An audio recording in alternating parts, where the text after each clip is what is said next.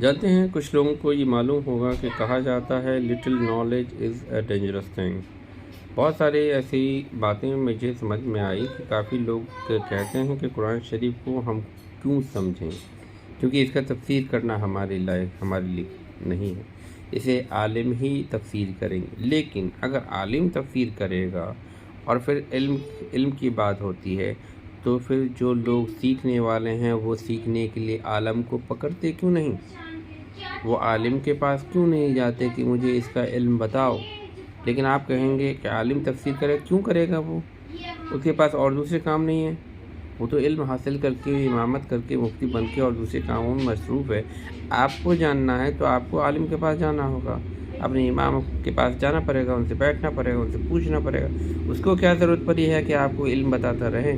لیکن ہاں، آپ کو ضرورت پڑی ہے، کیونکہ اگر آپ کو اپنی زندگی سنوارنی ہے، اپنی زندگی کو جہنم سے نکالنا ہے، آپ کی موت کے بعد جو آپ کی زندگی ہوگی وہ اگر جہنم میں جا رہی ہوگی، اس کو بچانے کا ایک ذریعہ ہے کہ قرآن شریف میں کیا طریقے بتلائے گئے ہیں۔ اگر آپ اس کو نہیں جاننا چاہتے، نہیں سیکھنا چاہتے ہیں، تو صرف آپ سنی سنائی باتوں پہ رہنا چاہتے ہیں، تو پھر ٹھیک ہے، آپ کے لیے لائف بالکل سیٹل ہے، آپ کو کوئی ٹینشن لینے کی ضرورت نہیں۔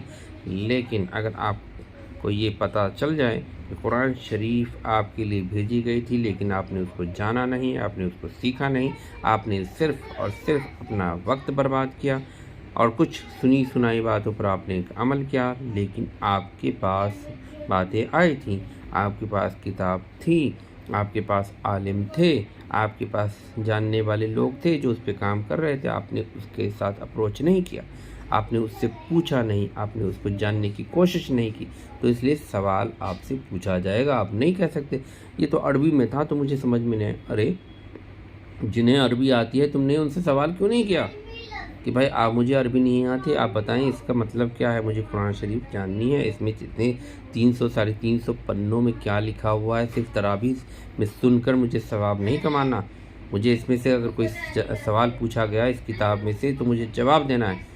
تو کب دو گے؟ مرنے کے بعد؟ ٹھیک ہے،